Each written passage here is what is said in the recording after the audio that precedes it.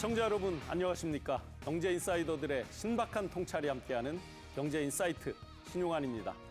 정부가 최근 우리 경제에 대해서 내수는 완만한 회복세를 보이고 있지만 제조업 등의 부진으로 경기 둔화가 지속되고 있다고 진단했습니다. 기재부는 세계 경제 불확실성이 지속되고 있다면서 그 대책으로 확고한 물가, 민생 안정과 대내 리스크 관리 하에 수출, 투자, 내수, 활력의 재고, 그리고 경제 체질의 구조적 개선에 주력하겠다고 밝혔습니다. 물가와 민생 안정을 위한 올바른 방향을 찾아서 노력해 주기를 기대하겠습니다. 경제인사이트 투데이 핫경제로 시작합니다. 첫 번째 소식입니다. 한국전력이 오늘 총 25조 7천억 원의 최종 자구안을 내놨습니다. 당초 밝힌 20조 1천억 원의 자구 노력에 5조 6천억의 추가 자구 노력이 더해졌습니다. 이를 위해서 기존에 빠져있던 수도권 대표 자산인 서울 여의도 남서울 지역본부 매각과 양재동 한전아트센터 임대를 추진하고 간부급 이상 직원의 임금 인상분을 반납하기로 했습니다. 한전의 자구안 발표는 당정이 지난 3월 말 전기요금 인상 발표를 잠정 보류하고 한전에 뼈를 깎는 자구 노력을 주문한 지 42일 만입니다. 한편 정승일 한국전력 사장은 사의를 표명했습니다.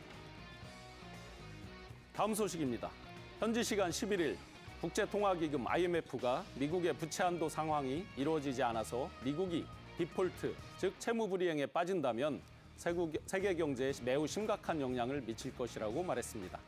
줄리 코제 IMF 커뮤니케이션 책임자는 미국의 디폴트가 발생하면 더 높은 차입 비용과 더 광범위한 세계적인 불안정, 경제적인 파장 가능성이 있다고 말하면서 모든 당사자들이 이 문제를 시급히 해결할 것을 촉구했습니다.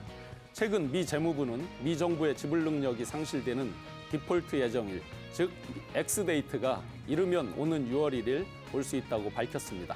현지 시간 12일 예정돼 있었던 바이든, 메카시 부채 한도 협상은 다음 주 초로 연기됐습니다. 다음 소식입니다. 금융당국이 3분기 중 국내 ESG 공시제도 로드맵을 발표하겠다고 밝혔습니다. ESG 공시제도 로드맵에서는 ESG 공시 의무화 대상 기업을 확대합니다. 국내 ESG 공시 기준 제3자 검증 체계에 대한 내용이 담길 예정입니다. ESG 공시 의무화 대상 기업의 경우에 2025년 자산 2조 원 이상 코스피 상장사부터 시작해서 자산 1조 원, 자산 5천억 원 전체 코스피 상장사로 단계적으로 확대할 방침입니다. 또 코스닥 상장사의 경우에도 자산 규모가 큰 대형사를 중심으로 ESG 공시 의무화 도입 필요성에 대해서 검토하겠다고 밝혔습니다. 상반기 중으로 퇴직연금 운용규제 개선을 추진할 예정입니다. 마지막 소식입니다. 몬테네그로에서 위조 여권을 사용한 혐의로 체포돼서 기소된 가상화폐 테라, 루나 폭락 사태의 핵심 인물인 권도영 테라폼랩스 대표가 현지 법원에 보석을 청구했습니다. 권 대표와 그의 측근 한모 씨는 현지 시간 11일 열린 첫 재판에서 보석을 청구하면서 보석금으로 각각 40만 유로, 한화로 약 5억 8천만 원을 제시했습니다. 보석 청구에 대해서 하리스 샤보티치 3당 검사는 권 대표가 인터폴의 적색 수배를 받고 있는 인물이라는 점을 강조하고 재력에 비해서 보석금 규모가 턱없이 작고 보석을 허용할 경우 도주할 우려가 있다면서 강하게 보석을 반대했습니다. 권 대표는 몬테네그로에서 사법 절차가 끝나면 다른 나라 법정에도 서야만 하는 상황입니다. 지금까지 투데이 핫경제였습니다. 경제인사이트 지금부터 초대 손님과 함께 본격적인 오늘의 핫 이슈를 시작하겠습니다. 어떤 얘기인지 먼저 화면으로 만나보겠습니다.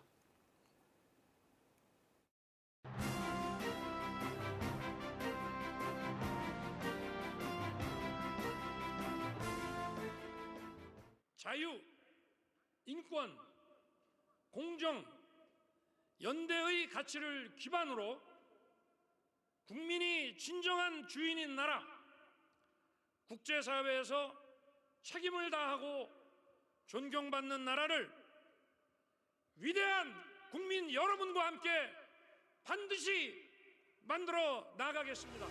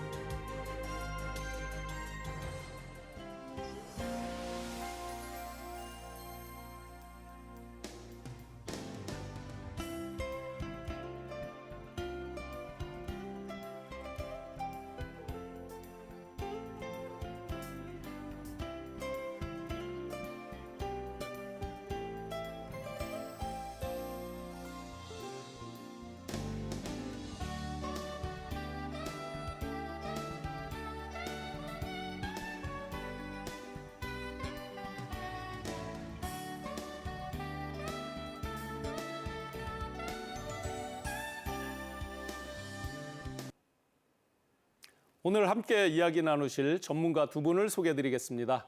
한국폴리텍 이사장을 역임하신 이우영 한국기술교육대 교수님, 그리고 이지만 연세대 경영대학 교수님 함께하셨습니다. 귀한 시간 감사드립니다. 네. 윤석열 정부 출범 1주년을 맞아서 한 해 동안의 성과를 진단하고 향후 우리 정부가 나아갈 길을 함께 모색해보고 있습니다. 그 두 번째 순서로 오늘 고용, 노동, 복지 정책의 주요 성과와 우리 사회에 찾아올 변화, 미래에 대해서 함께 짚어보도록 하겠습니다. 네, 두 분 우리 귀한 자리 해주셨는데요. 윤석열 대통령 이제 대선 공약 중 하나가 노동, 연금, 교육 3대 개혁이었습니다. 한 설문조사에 따르면 국민 10명 중에 8명이 노동개혁을 지지한다고 했습니다.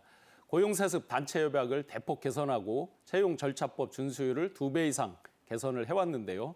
정부가 1년 동안 보여준 노동개혁의 성과, 그 성과에 대해서 기본적으로 어떻게 보시는지 이우영 교수님, 1년 동안의 노동개혁 성과 어떻게 보십니까? 예, 노동개혁의 성과를 1년 안에 본다는 것은 상당히 기대하기가 좀 어려운 부분이 있죠. 다만 우리 사회자님께서 좀 전에 말씀하신 것처럼 국민의 한 80% 정도가 노동개혁에 대한 기대감이 높다고 하는 것은 그동안 우리가 잘못되었던 여러 가지 관행들, 뭐 건설 현장에 대한 관행이랄지 또는 고용 세습에 대한 근절이랄지 확고한 지금 정부 윤석열 정부의 확고한 법치주의의 확립과 그걸 준수하기 위한 여러 가지 뭐 노력들이 많이 반영이 됐고 그 여파로 아마 노동개혁의 어떤 국민들의 여망이 높지 않은가 생각을 하고 있습니다. 그 한편에서는 노동개혁과 함께 사실은 저는 이 노동개혁을 일하는 방식 또 문화 이 혁신이라고 저는 이제 보고 이제 있고요.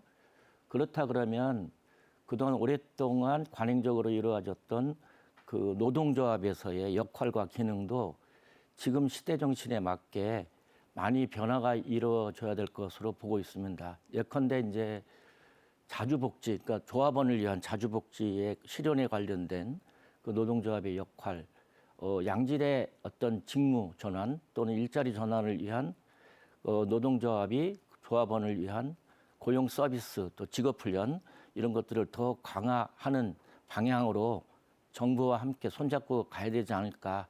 그게 시대적인 요청이다 이렇게 생각을 하고 있고요. 지금 이 시간에 뭐 노동개혁의 수많은 과제들을 일일이 다 말씀드리기는 어려울 것 같고요.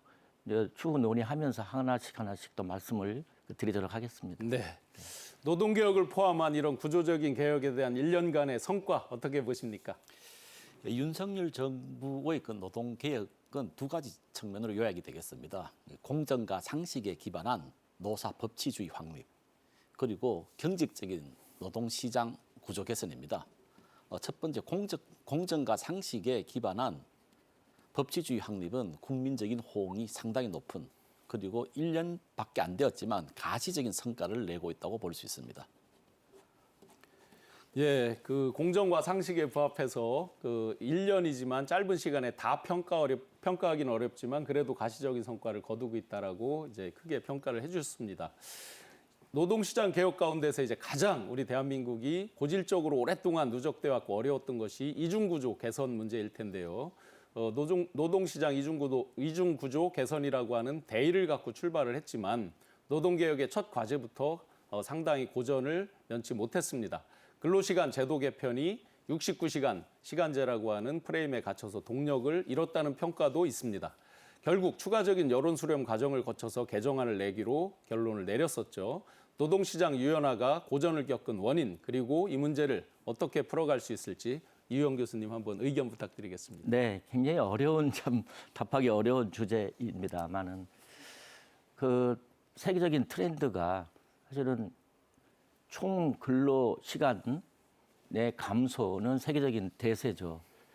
지난 정부가 출범하기 전에 각 대선의 후보들이 주 52시간제를 공약으로 내세웠고 그로 인해서 주 52시간제가 정착이 되면서 사실은 노동 현장에서 이제 워라밸 문화가 이제 등장하기 이제 시작을 해왔죠.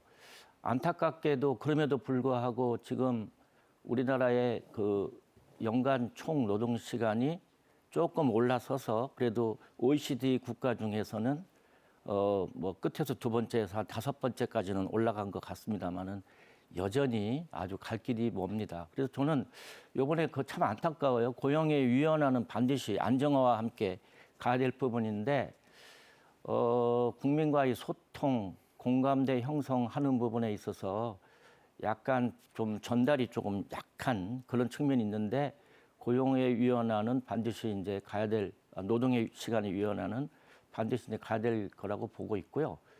지금 우리나라가 사실 OECD 경제 규모에서는 이제 10위권 안에 이제 들어가 있단 말이죠. 10위권 안에 들어가 있으면 첫 단추를 좀 안타까운 부분이 있었는데 우리나라가 OECD 경제 규모에 맞게 총 근로시간 수를 어느 정도까지 현 정부 임기 내에 좀 맞추겠다라고 하는 비전을 좀 제시해 나가면서 총량을 그러면은 어떻게 줄여나갈까 하는 비전 그리고 그와 함께 일과 삶의 문화를 어떻게 정착시켜 나갈 것인가 그리고 일터에서의 혁신 부분이죠. 그런 부분들을 어떻게 같이 갈 건가를 전체 국민들과 함께 수기의 과정을 많이 거쳐서 갔으면 좋겠다는 생각이 들고요. 미래 노동시장 연구회의 전문가가 상당히 노력을 해서 이제 준비를 해 오셨는데 그 중에서 이제 중간에 가는 과정 속에서 아마 효율성을 이제 따져서 뭐 그럴 수도 있겠지만 전문가들뿐만이 아니고 많은 각계각층의 많은 그 세대들도 뭐 여러 계층이 있겠죠, 그죠? 다 참여해서 논의를 충분히 하면서 공감대를 조금 더 거쳐가셨으면 요번에 그 이 노동 근로시간 개혁 이런 부분도 잘 갈 수 있었겠다. 근데 지금도 늦지 않았다고 봐요. 지금 이제 새롭게 이제 각계각층의 의견도 수렴하시고 또 설문지도 뭐 6천 명 정도 해서 심층 설문을 하겠다고 해서 이제 여러 가지 대안을 마련하면서 뭐 의견 수렴 절차를 가지고 있으니까 조금 더 기다려 보면 아마 국민의 공감대 또 아까 말씀하신 여론의 지지층 이런 것들을 바탕으로 해서 탄력적으로 잘 갈 수 있지 않을까 저는 그렇게 생각을 하고 있습니다. 네, 노동시장 구조 개선의 핵심인 이제 근로시간 개선 부분에 있어서 이게 주 69시간으로 이제 그 이미지가 프레임 안에 갇히다 보니까 근본적인 취지라든지 또는 산업 현장에서의 요구들 훨씬 더 집약적으로 일을 하고 또 쉴 때 쉬고 이런 것들이 이제 과로사 이런 부분으로 프레임화된 측면도 분명히 있어 보이는데요. 유럽 선진 각국을 보니까 예를 들어서 주 단위가 아닌 뭐 17주 단위로 규제하는 국가 그리고 년 단위로 그걸 조정해서 총량을 이렇게 규제하는 국가들 다양하던데요. 이런 노동시장 유연화 관련해서 어떤 다른 방안이나 어떤 제시할 수 있는 부분은 어떻습니까? 노동시장 유연화 부분은 그 주 40시간 근로체제 그리고 특근 12시간, 주 52시간의 경직적인 근로시간, 어떻게 보면 획일적인 근로시간에 대하여 근로자들에게 근로 선택권을 부여하는 그 취지를 가지고 있는 법안이라 봅니다. 그 근로시간 선택권이란 부분은 근로자분들에게 많은 혜택을 줄 수 있는 법안임에도 불구하고 그리고 지금 여소야대의 상황 그리고 경사 노위에 있어서의 어떤 노동계의 참여하지 불참으로 말미암아서 기본적인 경직적이고 획일적인 근로시간을 개편하고자 하는 취지가 국민들에게 잘 홍보가 되지 않은 한계를 가지고 있다고 봅니다. 실질적으로 경직적인 노동시간을 택할 것이냐 아니면 선택권을 가지고 있는 유연한 노동시간을 택할 것이냐의 질문을 하면 대부분 사람들이 후자를 택한다는 것입니다. 이제 그런 측면에서 현재 근로시간 관련된 사회적 이슈는 노동계획의 한 부분입니다.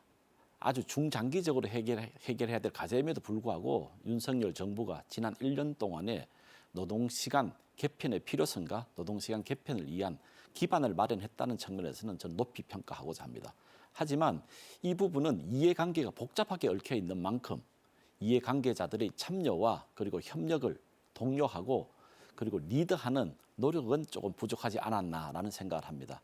따라서 향후 경사노위와 같은 노사정 협의체에서 이 문제에 대한 공론화 그리고 이 문제가 미래 세대를 위하여 왜 필요한가 그리고 청년들의 실업 문제를 해소하기 위하여 왜 필요한가에 대한 설득력 있는 그 회의체로서 운영이 된다면 향후 근로시간 관련 노동개혁도 쉽게 해결이 될 것이라 생각을 합니다.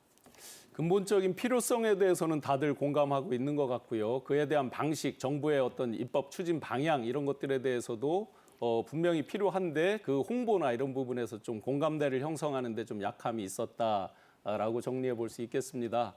좋은 의견들 감사드리고요. 그러면 이런 이제 노동구조 이중성 또는 그런 환경 개선만큼 또 중요한 게 고용의 안정화 이 부분도 상당히 중요할 텐데요. 통계청이 발표한 4월 고용 동향에 한번 보면 지난달 취업자 수가 전년 대비 35만 4천 명 늘어났습니다. 고령층 일자리는 출범 이후에 크게 늘었는데 아쉽게도 청년층과 그리고 경제의 허리라고 불리는 40대 주력하는 그런 일꾼들의 어떤 일자리가 감소세를 보였습니다. 한참 일해야 되는 우리 연령대의 일자리가 감소하는 것 이런 것들은 우리 경제사회에 미치는 영향이 만만치 않을 것 같은데요. 이런 주력하는 연령대 일자리 감소라든지 또 앞으로 해결 방안 이런 것들을 어떻게 보십니까? 이효영 교수님. 네, 청년층 고용 감소는 지난 1년간 통계 자료를 보면 지속적으로 감소해 온 것은 맞는 사실인 것 같고요. 40대의 그 고용이 좀 줄어들었다, 감소했다 하는 부분이 지금 요 최근에 데이터만 가지고 설명하기에는 약간 무리가 좀 있을 것으로 보입니다. 그렇지만 지금 기술 변화, 특히 디지털, 인공지능 이런 기술의 급격한 변화와 함께 그 중간 숙련 수준의 직무 영역이 갈 자리가 점점 없어지고 있다는 건 사실이거든요. 그러니까 지금 40대 연령에서 그 직무가 가지고 있는 직무 수준이 중간 수준의 영역에 있다 그러면 아마 이 부분은 지속적으로 감소해 나갈 것이라고 저는 조심스럽게 예측은 해보고 있습니다. 그러면 이거 어떻게 할 것인가 하는 부분인데요. 뭐 결국은 탄탄한 그 디지털 고용 서비스라든가 또는 생애 전주기에 관련 생애 전주기에 걸쳐서 경력 설계를 해 나가면서 계속 자기의 숙련을 형성할 수 있는 과정을 많이 제공을 해야 될 것이다 하는 측면이 이제 있습니다. 그런데 지금 잘 아시다시피 우리 산업이 딱 두 개의 산맥으로 지금 양분이 되어 있거든요. 이제 한쪽은 이제 전통적인 산업 섹터에서의 고숙련 영역으로 이제 계속 깊이 가야 되는 부분이 이제 분명히 필요한 것이고 또 다른 영역에서는 산업 구조의 급격한 이제 변화와 함께 그러니까 예컨대 내연기관차가 전기차로 바뀐다든가 뭐 이런 것들을 얘기하는 거죠. 그랬을 때는 기존의 직무에 종사했던 우리 근로자 그쪽 그 층이 이제는 횡단 역량이라고 표현하는 거죠. 디지털을 갖춘 역량을 갖춘 그런 횡단 역량으로서의 전의를 할 수 있는 직업 훈련을 이제 청년층에 대한 디지털 직업 훈련은 지금 잘 되고 있어요. 근데 40대나 중장년층에 대한 디지털 역량을 강화시켜서 횡단 역량을 높여주는 그런 고용 서비스, 직업 훈련 서비스가 함께 가지 않으면 장기적으로 이 과제는 우리 사회에 굉장히 큰 부담으로 남을 가능성이 높다. 지금 그런 부분에 대해서 조금 더 좀 심도 있게 좀 논의를 하고 대안을 마련해야 되겠다. 저는 이렇게 보고 있습니다. 네, 전체적인 일자리가 줄어들지는 않지만 주력하는 청장년층 일자리가 줄어드는 아쉬움 속에서요. 또 한편에서 제조업 등에서 양질의 일자리가 이제 28개월 만에 가장 큰 폭으로 줄어드는 안타까운 상황이 이어지고 있습니다. 일자리 자체는 늘었지만 양질의 일자리는 줄어들고 있는 이런 상황들 과연 개선될 여지가 있다라고 생각하십니까? 어떻게 보십니까? 양질의 일자리라고 하는 개념이 이제 전통적인 개념이 이제 보면은 고용이 안정되면서 그 명목 임금이 근로자 평균 임금보다 상회하는 수준을 양질의 일자리라고 이제 보통 얘기를 하고요.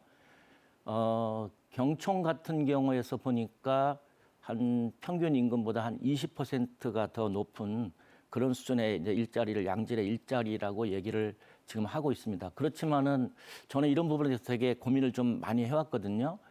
양질의 일자리가 과연 지금 시대에는 무엇일까라고 하는 그런 생각을 해야 되겠다는 생각을 좀 하고 있습니다. 결국은 당연히 고용 안정성도 필요하겠지만 총 임금 수준만 가지고 따질 것이 아니고 단위 시간당의 임금이 얼마나 높아질 건가 하는 이제 그런 부분에 대한 논의, 결국은 이게 생산성에 관련된 부분이라고도 이제 볼 수가 있는 것이고, 또 최근 이제 한 10여 년 전부터 우리 사회에 이제 많이 확산되고 있는 그러니까 워라밸. 그러니까 예컨대 워라밸이라고 하면 그렇지 않습니까? 내가 꼭 해야만 하는 의무감에 갇힌 일에서 이제는 내가 조금 더 여유 시간을 가지면서 내가 좋아하는 일을 가급적 찾아갔으면 좋겠다는 거고요.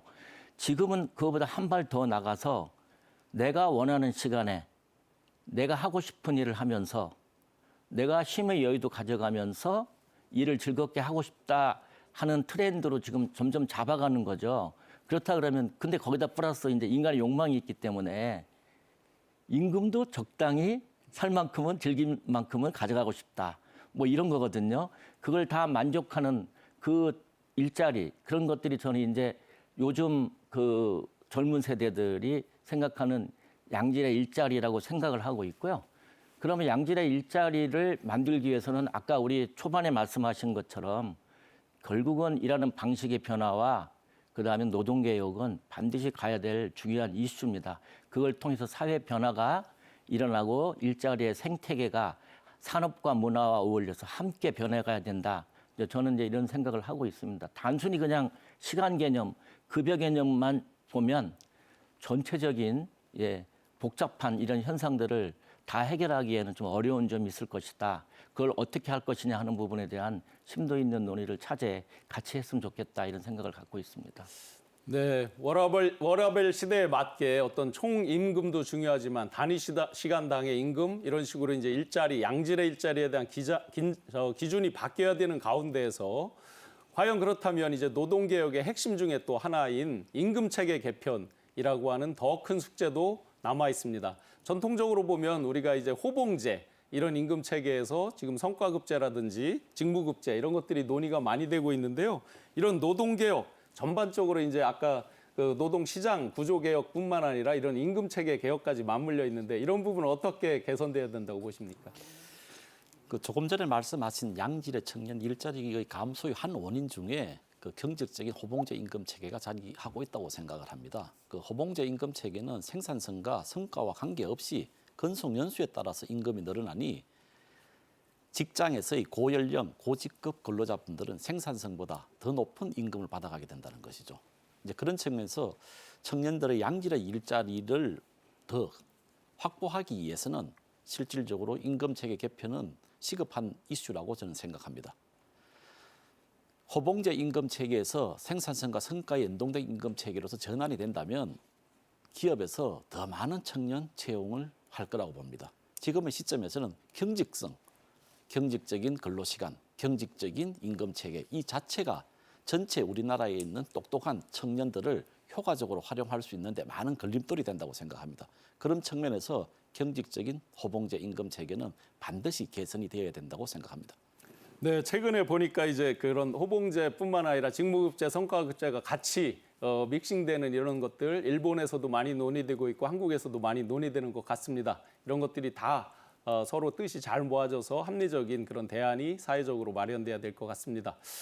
예, 다음으로 윤석열 정부 출범 1주년을 맞아서 지난 1년간 성과와 앞으로 나갈 방향에 대해서 계속 분석해보고 있습니다. 다음으로 함께 알아볼 분야 화면으로 먼저 보겠습니다.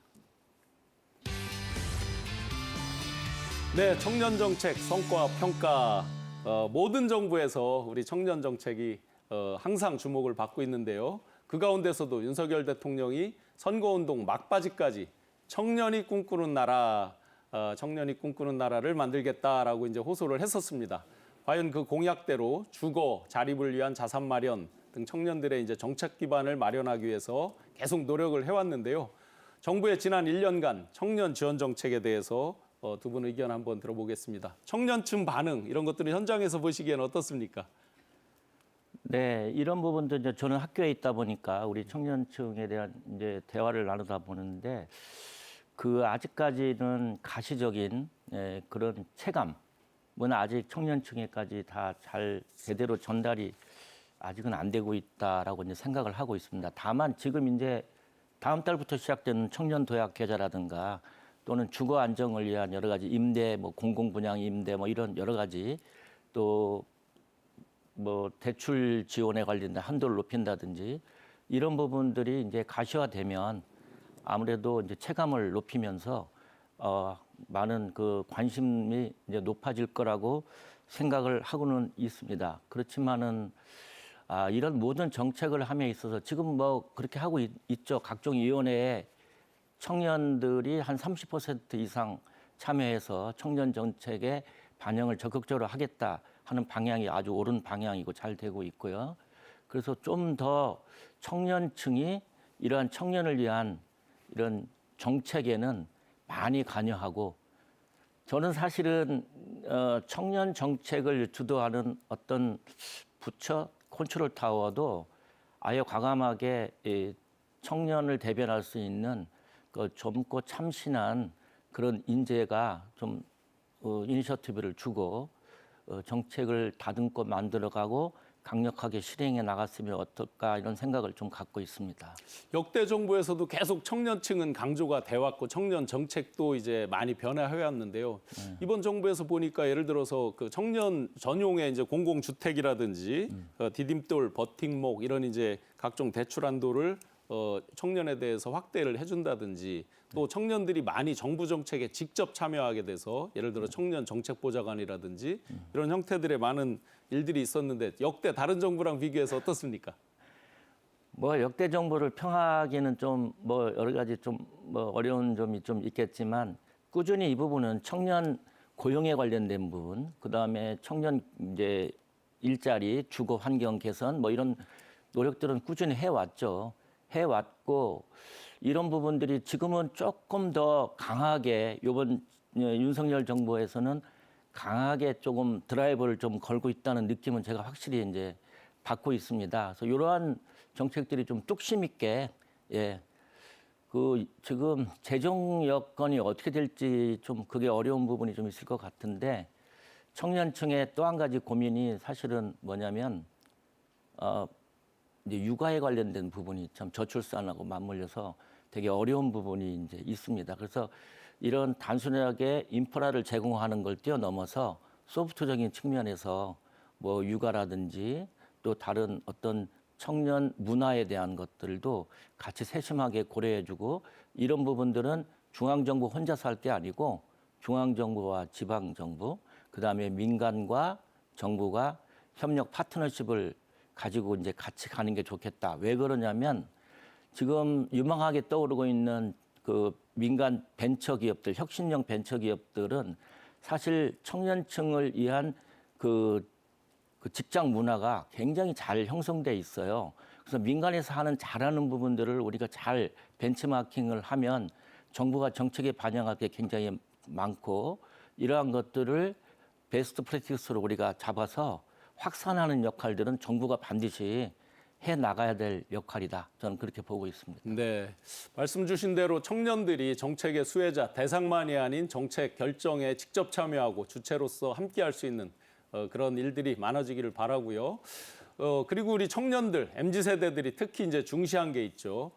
배고픈 건 참아도 배 아픈 건 못 참는다라고 하는 그런 농담이 있을 정도로 이제 공정에 대해서 중시했고 상식과 공정 이 부분을 아주 중요시하고 있습니다. 대통령께서 이제 원칙을 바로 세우겠다라고 하시면서 상식과 공정을 국정 목표로 강조해 왔습니다. 그 결과 공정 기회 조성을 위해서 공정채용법 이런 것들을 추진하면서 채용비리 통합신고센터 설치 등의 성과가 있었습니다. 공정에 기반한 고용문화가 우리 사회에 자리 잡기 위해서 과연 어떤 노력들이 계속돼야 할지 이지만 교수님, 공정채용이라든지 이런 네. 공정을 위한 노력들 어떻습니까?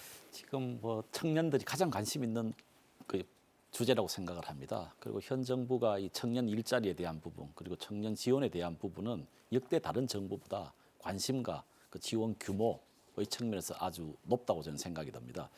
지금 청년들이 생각하는 그 공정은 결국은 노력에 비례하는 성과 그리고 그 성과에 비례하는 보상을 원하는 것입니다. 그렇기 때문에 공정한 입시 문제 그리고 공정한 취업 문제가 청년들에게 가장 관심이 있는 이슈라고 볼 수 있습니다. 지금 청년들이 원하는 부분은 자신들의 꿈과 희망을 원하는 일자리를 윤석열 정부가 많이 제공해 주기를 원합니다.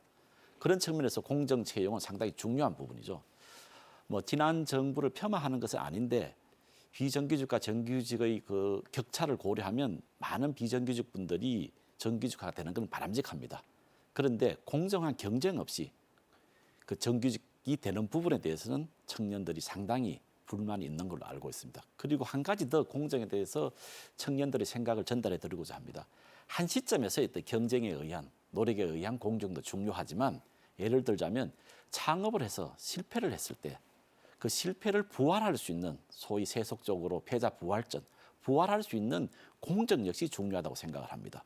그리고 취업의 영역에서는 대기업이나 정규직의 일자리 부족으로 말미암아서 처음 중소기업이나 비정규직으로서 일자리를 시작하였지만 자신이 각고의 노력을 통하여 자신의 능력을 향상하고 그리고 많은 능력을 발휘했었을 경우에는 대기업으로의 취업 사다리 그리고 정규직의 전환에 대한 디딤돌 이 부분이 또 청년들은 한 시점은 아니지만 장기적인 측면에서 이 공정하다는 생각을 많이 가지고 있습니다. 그런 측면에서 윤석열 정부께서 현 시점에 대한 공정에 대한 어떤 채용이라든지 일자리에 대한 정책뿐만 아니라 중장기적으로 청년들의 어떤 생애에 걸쳐서 공정한 그리고 공정한 일자리 정책을 실행하여서 청년들이 꿈과 희망을 실현할 수 있는 노동시장을 만든다면 많은 국민적 호응이 있을 거라 생각이 됩니다. 예, 실패도 스펙이다. 한 번에 실패를 한 분들도 패자부활전 이런 과정을 거쳐서 사회에서 낙오되지 않고 다시 상식과 공정 기반 위에서 다시 성공의 길을 갈 수 있는 그런 제도가 계속 잘 정리되기를 바라봅니다. 지난 1년간 성과에 대해서 저희가 앞으로 나아갈 방향에 대해서 계속 분석해 보고 있습니다. 다음으로 알아볼 분야 화면으로 함께 보시겠습니다. 네, 고난도 연금개혁 실마리는 누구나 가장 어렵게 생각하는 게 구조적으로 개혁하기 가장 어렵다. 원칙과 철학 없이 역사 앞에 승부를 해야만 하는 게 연금개혁이라고 말할 정도로 어려운 분야라고 이야기를 하고 있습니다. 노동개혁에 이어서 연금개혁에 대해서 살펴보겠습니다. 윤석열 정부가 연금개혁에 칼을 빼들었고 국회에서 전례 없는 연금특위가 결성이 됐습니다. 하지만 연금특위가 모수개혁을 정부의 몫으로 넘기면서 연금개혁도 한동안 고전을 하고 있습니다. 연금개혁을 위한 실마리 과연 어디에서 찾을 수 있을지 이주만 교수님, 실마리를 어디에서 찾아야 될까요? 네, 연금개혁만큼 어려운 개혁 과제는 없을 것 같습니다. 하지만 현 시점에서 연금개혁을 하지 않는다면 미래 세대들이 실질적으로 노후 자금을 확보할 수 있는 길이 없다고 생각합니다. 우선 국민연금의 예를 들어보겠습니다. 국민연금이 실행된 1988년에 기대 수명이 70세였습니다. 지금 기대 수명이 82세입니다. 그러면 국민연금을 수령할 수 있는 기간이 12년이 더 확대가 된 것이죠. 결국 저희들에게 주어진 오래 살게 된 축복을 유지하기 위해서는 정부 재정이 부족하다는 것입니다. 이와 같은 정부 재정의 부족함이란 부분은 국민 모두가 이 비용을 분담해야지만 이 문제가 해결이 되는 것입니다. 이와 같이 국민 전체가 지속적이고 그리고 현재의 어떤 연금 제도 하에서는 청년의 미래 그리고 이 재정의 지속성이 힘들다는 부분에 대한 국민들의 공감대 형성을 기반으로서 그럼 어떻게 이 연금에 관계된 특히 세대 간의 연금에 대한 인식을 잘 해결할 것인가에 대해서 고민이 필요하다고 생각합니다. 네, 그래서 아마 지금 교수님 말씀대로 그렇게 어려운 일이기 때문에 이 부분만 잘 해결해도 역사에 남는 정부, 역사에 남는 대통령이 될 거다 이런 말씀을 하시는 분들이 많더라고요. 아마 가장 이제 그 현실적으로 지금 어려운 부분이 지금 9% 납부하고 있는 연금 내는 납부율에서 그걸 15%로 올렸을 때 돈은 조금 더 내고 지금처럼 받는다든지 또는 조금 더 내고 덜 받는다든지 아마 이런 논의 때문에 특히 이제 어떤 여론의 그 선거표의 의식이라든지 이런 여론을 의식해서 많이 그게 난관에 부딪히는 것 같습니다. 어느 방향으로 과연 개선이 돼야 될지 앞으로의 방향성 이런 것들을 한번 좀 제시해 주시면 좋겠습니다. 방금 말씀하신 부분이 연금 개혁에 있어서 이제 모수 개혁이라고 얘기를 합니다. 물론 구조 개혁도 있지만 모수 개혁이란 부분은 연금을 얼마를 내고 얼마를 받을 것인가에 관계되는 부분입니다. 사실 저희들이 지금 연금 보험료율이라고 부르는 부분이 9%입니다. 이 부분은 OECD 평균 18%에 비하면 상당히 낮은 수준입니다. 뭐 어떤 형태로든 연금료율은 올릴 필요가 있다고 생각이 듭니다. 그리고 이미 국회에서 그 진행된 연금개혁 특위위원회에서도 보험료율 9%에서 뭐 12% 올릴지 15% 올릴지 인상률에 대해서는 차이가 존재하지만 연금을 내는 돈은 조금 더 낼 필요가 있다라는 데는 공감대가 형성돼 있는 걸로 알고 있습니다. 하지만 얼마를 더 받을 것이냐 이 부분은 실질적으로 노후 자금입니다. 상당히 민감한 부분이죠. 지금 소득 대체율로 부르고 있는 부분이 지금 40% 정도 됩니다. 재정의 지속성을 생각한다면 40%보다 조금 낮춰야 된다고 주장도 있고 그리고 노후 자금을 생각한다면 40%보다 조금 더 높여야 된다는 주장도 있습니다. 개인적으로 생각해 본다면 OECD에 비하여 저희들이 소득 대체율이 조금 낮습니다. 그러면 조금 더 내고 덜 받는 부분은 상당히 국민들의 공감을 형성하기는 힘들다고 생각합니다. 그러면 조금 더 내고 조금 더 받는 형태로서 연금 개혁이 이루어진다면 국민들의 공감 그리고 연금 개혁도 이루어지지 않을까 하는 생각을 가지고 있습니다. 워낙 어렵다 보니까 이제 아버지와 아들의 전쟁이다라고 할 정도로 그 세대 간의 상당한 갈등 요인이 되기도 하고 또 MZ 세대들의 불만 요인이기도 한 연금 개혁 부분에 있어서 잘 지혜를 모아서 같이 세대 간에도 상승하고 대한민국 미래를 위해서도 담보가 될 수 있는 그런 방향으로 좋은 결론이 도출되기를 기대해 봅니다. 윤석열 정부 출범 1주년을 맞아서 지난 1년간 성과와 앞으로 나아갈 방향에 대해서 계속 분석해 보고 있습니다. 다음으로 알아볼 분야 화면으로 보시겠습니다. 네, 다음으로 이제 복지 정책입니다. 복지 정책에 대해서도 많은 노력을 기울여 왔는데요. 길고 긴 팬데믹 시대가 이제 끝났고 종식을 정부도 선언을 했습니다. 일상 회복을 위해서 많은 노력이 있었지만 코로나19로 멈춰 있었던 민생 경제 회복을 위해서 우리 정부가 23조 원이라고 하는 역대 최대 규모 손실보전금을 지급해 왔습니다. 새 출발 기금이라고 하는 소상공인 맞춤형 채무 지원 서비스도 시작을 했고요. 일상 회복을 위한 이런 노력들에 대해서 과연 어떻게 평가하는지 이유영 교수님 이런 일상 회복을 위해서 노력하는 노력 어떻게 평가하십니까? 어제인가요? 이제 코로나 엔데믹에 대해서 뭐 격리 이제 필요 없다 해서 이제 엔데믹이 이제 사회에서 이제 뭐 종식되는 그런 좋은 경제 여건이 많이 좋아진 거죠. 최근에 주말에 이제 동네에 있는 여러 음식점 가봐도 확실히 경기가 살아났다고 하는 걸 인식을 할 수 있습니다. 제가 그 코로나 기간 동안 지난 정부에서 그 국민 지원금 다양한 형태 여러 차례 지원하는 것을 보면서 약간 아쉬웠던 부분이 뭐였냐면 전 국민에게 평균적으로 그 지원금을 이제 이렇게 나눠주었던 그런 것들이 좀 아쉬웠다. 왜냐하면 그 당시에 제가 볼 때 독일 같은 나라들은 이제 그 코로나로 해서 직접적인 타격을 심하게 받는 업종, 특히 자영업자 또는 중소제조에 대해서는 아주 과감하게 굵직하게 그 손실 지원을 그 당시에 지급을 했거든요. 그렇게 했다 그러면 아마 지금 부담이 좀 덜었을 것 같아요. 23조 정도의 손실보전금까지 규모가 아니더라도 충분히 더 낮은 지원금으로 지금 이 어려움을 극복해 나갈 수 있었을 거라는 좀 아쉬움이 이제 있긴 합니다.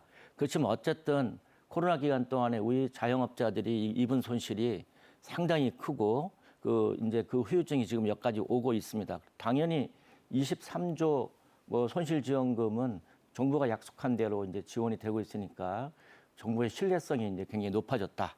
저는 이렇게 보고 있고요. 국민들의 자신감이 생긴 거죠. 자영업자들이 특히 다시 일터로 가서 일할 수 있는 여러 가지가 이제 생겼는데 이제 문제는 이제 아직도 그 코로나 여파로 인해서 파산 또는 개인 회생을 못 하고 있는 부분들이 많이 좀 존재하고 있는 것 같아요. 주위를 보면. 그래서 지금 한시적으로라도 파산 개인 회생에 관련된 그런 부분도 한시적으로라도 굵직하게 한 번은 좀 정부가 해결해 주는 것도 겸해서 가면 어떨까 하는 생각을 좀 해보고 있습니다. 네. 엔데믹을 선언하면서 이제 여러 가지 효과적인 그런 효율적인 그런 모습들이 다시 나타나고 있어서 다행이다라는 생각이 듭니다. 그런 가운데서 아무리 좋은 정책을 한다고 해도 예를 들어서 사회 지원 대상을 확대한다든지 여러 좋은 서비스 제도를 만들어낸다 해도 어떤 도달 체계 또 홍보 이런 것들이 부족하면 안 될 텐데 지금 현 정부에서 이제 사회 서비스 여건 개선을 위해서 많이 노력을 하고 있는데요. 이런 것들을 위해서 조금 더 국민들에게 잘 전달되고 하기 위해서 어떤 노력들을 기울여야 될까요? 네, 현대 사회는 상당히 복잡하죠, 그죠? 예, 변수도 너무 많고. 그래서 저는 정부가 모든 분야에 대해서, 모든 계층에 대해서 다 이런 복지 지원 서비스를 할 수 있을까? 그리고 어디까지 할 수 있을까? 적정선은 어디일까? 이런 부분에 대한 심각한 고민을 이제 해야 된다고 봐요. 결국은 선택의 문제죠. 선택적 복지로 가는 게 이제 추세일 것 같은데, 그러면 지금처럼 그 굵직하게 아주 그 사각지대에 놓인 취약계층들을 대상으로 해서는 확실하게 이제 돌봄 서비스라든가 뭐 여러 가지 사회적인 맞춤형 서비스를 촘촘하게 해야 되는데, 다행히도 지금 우리는 데이터 기반 사회로 가고 있어요. 그러니까 지금 우리 사회 서비스뿐만이 아니고 이제 고용 서비스 분야도 마찬가지거든요. 지금 많은 분야들이 데이터 정보로 가면서 데이터에 기반한 인공지능을 도입한 아주 고도로 세밀한 맞춤형이죠. 맞춤형 사회 서비스로 가기 위한 인프라를 구축하고 그 디지털 리터러시 역량을 갖춘 그런 지원 인력들을 확충하고 해서 그 선택과 집중에 맞춤형 사회 서비스를 강화할 필요가 있다. 이제 그런 생각을 하고 있습니다. 그 우리가 그 저출산 고령화 속도가 조금 다른 나라와 완전히 우리는 남이 안 가본 길을 가고 있습니다. 지금 현재 출산율이 0.78까지 내려갔죠. 고령화는 굉장히 빠른 속도로 2025년 말 또는 2026년이 되면 국민 5명 중에 1명은 65세가 된단 말이죠. 일찍이 다른 인근의 사례를 찾아볼 수 없는 그런 사례를 우리가 지금 먼저 가고 있는 거예요. 그러면은 이러한 사회 서비스도 우리만이 가질 수 있는 독특한 사회 서비스 모델을 만들어 나갈 필요가 있지. 지금 해외 각국에서 했던 사회 서비스를 답습을 한다거나 그걸 뭐 이렇게 좀 차용을 한다거나 하는 부분은 좀 어렵지 않을까. 저는 그런 생각을 좀 해보고 있습니다. 네. 이런 저출산 고령화 문제 정말 심각하죠. 그에 대한 국가 경쟁력에 대한 우려까지 많은데요. 얼마 전에 외국계에서 발표했을 때 대한민국이 세계 경쟁력에서 한 2위까지 간다 이런 것도 있었는데 급격하게 저출산 고령화가 이제 다가오면서 지난 10년간 저출산 대책에 대해서 280조 원이라는 천문학적인 예산을 투입했지만 효과가 이제 별로 없었다는 거죠. 2070년 국가 소멸론까지 나올 정도로 아주 심각한 상황인데요. 이에 대해서 이제 정부는 일회성이라든지 파격적인 정책보다는 공공산후조리원 수립이라든지 가족인구청 설립 등등을 통해서 실현 가능한 지속적인 그런 정책을 수립하겠다는 의지를 표명하고 있습니다. 정부의 인구 문제 해결 이런 노력에 대해서 어떻게 평가하십니까, 이지만 교수님? 현 정부의 복지 정책 그리고 저출산 문제를 해결하기 위한 정부의 아젠다 설정은 바람직하다고 생각합니다. 자, 그러면 우리가 해결해야 될 복지 이슈, 취약계층이죠. 그리고 저출산 문제에 있어서는 정부만의 노력으로는 해결이 저는 불가능하다고 생각합니다. 정규는 우리 사회가 안고 있는 복지와 저출산 문제 아젠다를 설정하고 그 해결하는 과정에서는 정부는 기본적으로 출산이라든지 육아에 대한 지원금을 정부 재정으로서 활용할 수 있습니다. 하지만 그것만으로는 부족하다는 생각이 듭니다. 민간과 함께 이 문제를 어떻게 해결할 것인가에 대해서 같이 고민하고 노력하는 모습이 필요하다고 생각합니다. 예를 들어서 사실 왜 그러면 출산율이 낮아졌느냐. 금전적인 이슈뿐만 아니라 일과 가정의 양립에 있어서 일과 가정이 배타적인 관계로서 보완적인 관계가 아니라는 판단을 많은 분들이 하고 있다는 것입니다. 그런 측면에 있어서 결국 일을 지속적으로 유지하려고 하니 결국 결혼이라든지 출산 이런 부분이 늦어지는 측면이 있다는 겁니다. 그런 측면에서 일과 가정이 실질적으로 양립할 수 있는 민간과 같이 하는 정책 개발이 필요하다고 볼 수 있습니다. 뭐 한 가지 예로 저도 맞벌이라서 아침이 되면 참 힘듭니다. 아이들 학교에 등교를 시켜야 되죠.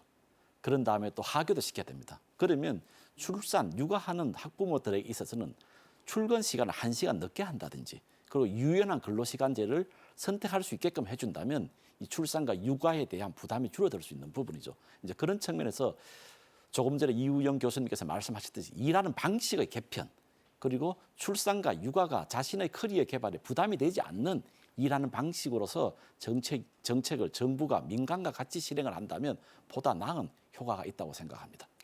네, 워라밸 시대에 맞게 일 가정이 양립되고 경담녀들도 없고 생애주기 전체 맞춤형으로 잘 케어가 돼서 출산율도 높아지고 대한민국 경쟁력도 높아지기를 희망해 봅니다. 오늘 이제 이렇게 두 분 모시고 우리 정부 지난 1년간의 고용노동 복지 정책에 대해서 쭉 분석을 해봤습니다. 앞으로 어떤 과제가 남아 있는지 또 그동안의 정책에 대한 총평 한번 부탁드리겠습니다. 예, 지난 1년간은 사실은 지난 역대 정부에서 꾸준히 해왔던 여러 가지 정책들의 기조를 패러다임을 확실하게 변화하는 그런 계기가 되었다고 생각을 하고요. 그다음에 그 패러다임의 전환의 방향도 옳다고 생각합니다. 따라서 뚝심 있게 국민들한테 신뢰감을 주시면서 지금 하고 있는 키워드가 있지 않습니까? 뭐 법치, 자유, 시장, 민관 협력, 시장, 자율 이런 키워드를 가지고 있지 않습니까? 이런 키워드를 화두로 해서 국민과 공감대를 형성하면서 가는 과정이 되게 중요할 것이다.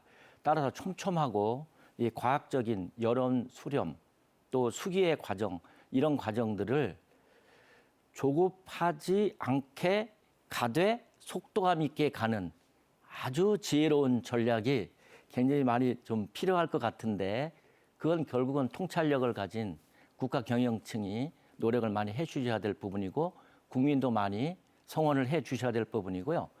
고용에 관련된 부분은 사실 세계 경제 여건이 지금 많이 어렵기 때문에 당분간 쉽게 가시적인 개선이 나타나기는 좀 어려운 전망이긴 하지만 선제적으로 미리 준비하는 것이 바로 기술 급변에 따라서 직업 훈련과 생애 전주기에 걸친 디지털 고용 서비스를 고도화한다든가 하는 부분들을 선제적으로 미리미리 준비해 나가면은 충분히 2, 3년 뒤에는 가시적인 성과가 나타날 것이다라고 보고 있습니다.